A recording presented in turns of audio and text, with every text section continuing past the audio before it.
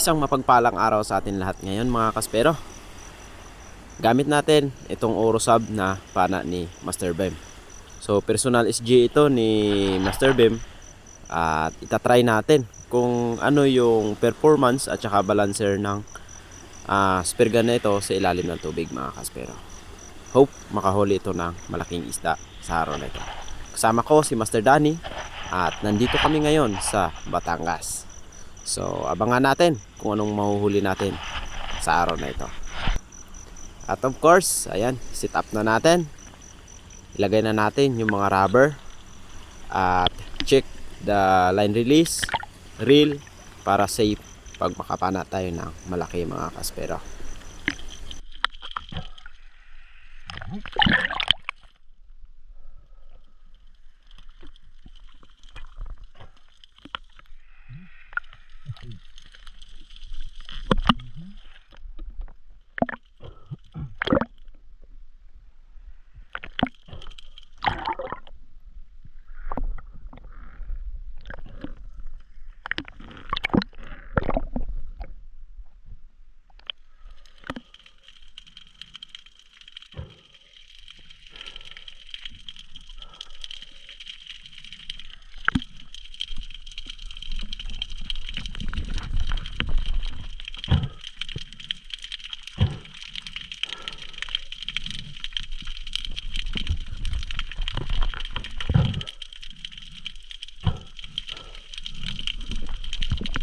Na-reload na natin lahat ng pana mga kaspero. Ayan, napakaganda ng pagka-sit up.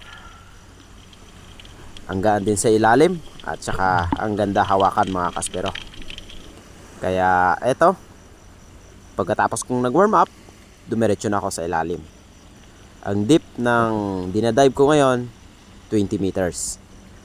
At meron agad akong napansin na isang malaking isda na dumaan sa gilid ko. Kaya nung tiningnan ko, ayun, isang giant trevally. Malaki agad mga kaspero. Grabe itong pana ni Master Bem na demultiplied. Tagusan talaga mga kaspero. Halos walang shop na dumaan sa isda. Ayun, laglag yung shop at shooting line yung isda. Panalo talaga mga kaspero. Ito yung unang mamaw na nahuli gamit ang pana ni Master Bem Recha. Sulit. Bali 8 kilos itong giant trevally na nahuli natin. At syempre ito yung first fish of the day natin.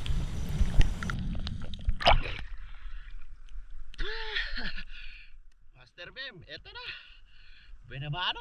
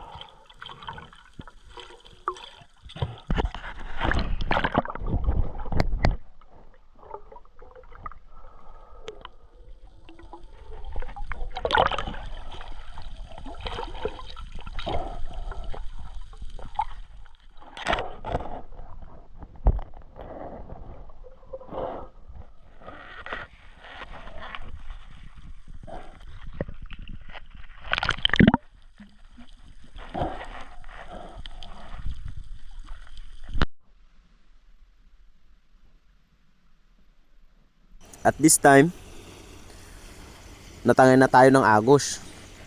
At itong spot na to, dito ako pumapana ng tingmak. Medyo malalim itong spot na ito, around 22 meters. At meron akong napansin na isang green job fish na malaki at ayaw lumapit sa atin.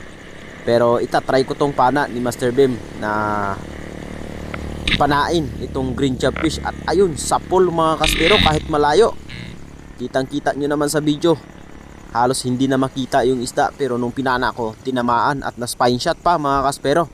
Ang problema lang, hindi tumagos yung isang flapper dahil double flapper yon. pero na-spine siya.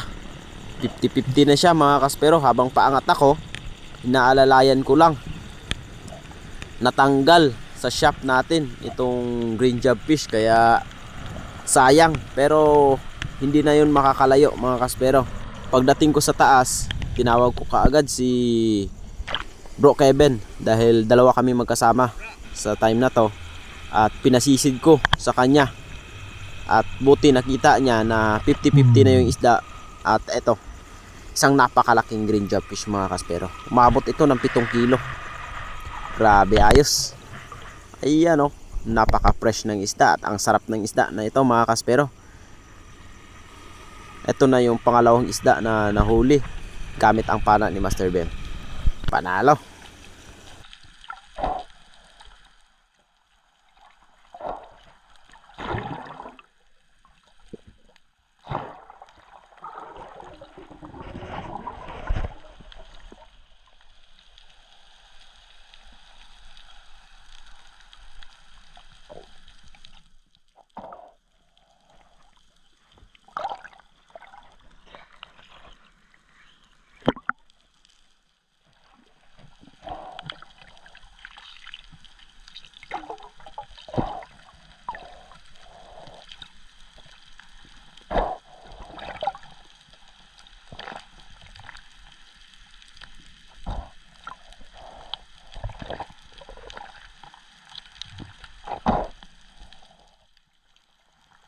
Bali, umahon na nga ako at ito yung huli natin. 3 piraso, isang samaral, green job fish at giant trevally.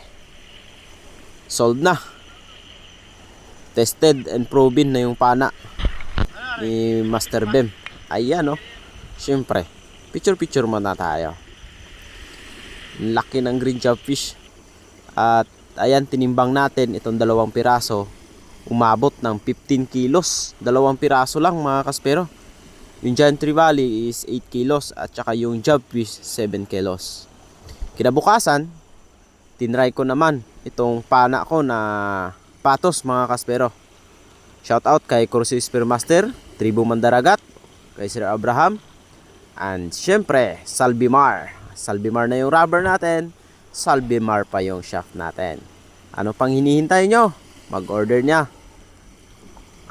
Eto, sana makadali itong bagong rubber at saka shaft natin. Dahil unang try natin nito, nakahuli agad ng mga giant trevally na 3 piraso. At pagbaba ko nga dito sa 18 meters, ayan, napakaraming bait mga kaspero. Kung napapansin nyo, halos nangingitim sa unahan ko yung mga trigger fish. Pero hindi yan. Ayun, mas namangha ako dahil 2 piraso na sumubok lumapit sa atin. Ngunit ayun, may lap gawa ng medyo malabo, kaya kunting galaw, pumipiglas sila. At ito na sana binamano. Problema lang, daplis yung pagkatama mga kaspero. Napababa yung pag-aim natin dahil medyo makulit yung King Mac at sayang. Pero ayos lang, babalik ulit tayo. Nag-move ako dito sa malalim na part. Dito na ako sa 22 meters at hindi na ako nag-ambush. Tumingin lang ako sa paligid dahil kusa lang aangat yung mga pelagic dito sa spot na to mga kaspero. Kaya eto, tingnan natin kung may aangat. At eto na nga mga kaspero, isang tangigi. Sana tamaan natin. Ayun, tumalikod. At buti na lang tinamaan mga kaspero. Yun o, tingnan natin sa slow mo. Sa pool, sa tiyan mga kaspero. Medyo malayo at hindi na naman tumagos yung shaft natin. Pero kampante tayo dahil naka double barb tayo. Kaya pagkaahon ko, tinawag ko kaagad si Bro Kevin para tingnan at ma-secured itong King Mac na ito.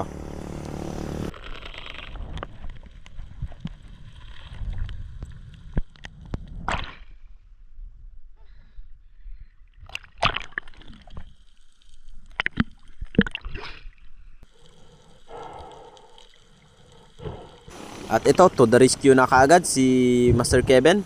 At hinabol niya ito para panain, baka makawala pa.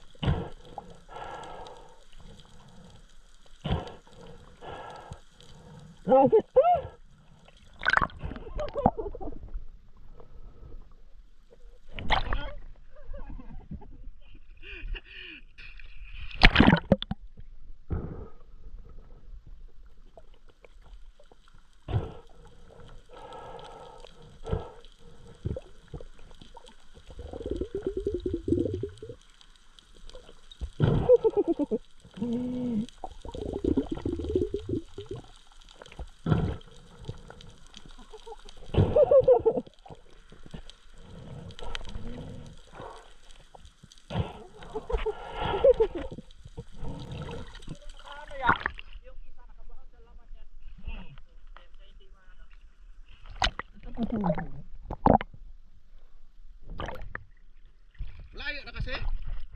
Pinahabulan ko lang. Oh, one down, King Mac. Dalawa na sana. Yung isa kasi layo. Triple lang bro.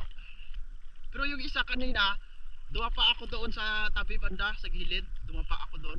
Dalawa, bugla gumano no.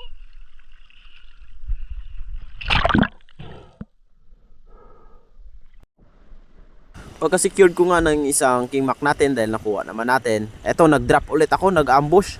At meron akong nakitang good size na mga King Mac dito, nasa 4 kilos ito. Ang problema nga lang, pumipiglas at wala sa timing yung pagtira natin. Sablay na naman. Kaya eto, bumawi si Master Kevin. Ginamit ni Master Kevin yung pana ni Bro Bem. Recha, yung unang video natin. Ayan, si Bro Kevin na naman gumamit. At ito yung binamano, GT ulit mga kaspero. Mas malaki ito sa pinana ko. Ito ay umabot ng 10 kilos mga kaspero. Napakalaking Giant Trevally. Sulit. And next na pinana ni Master Kevin, isang yellowtail barracuda. Ayan, kitang kita nyo naman mga kaspero. Grabe, mamaw talaga itong pana na ito. Hindi nasisiro sa malalaking isda. Ayan o, bali umabot ng 6.5 kilos yung yellowtail barracuda at 10 kilos naman yung Giant Trevally. So 16.5 kilos lahat yung nahuli ni Bro Kevin gamit ang pana ni Master Bem. Kaya hanggang dito na lang ang ating video. See you on my next video mga kaspero. Maraming salamat po sa walang sawang pagsuporta.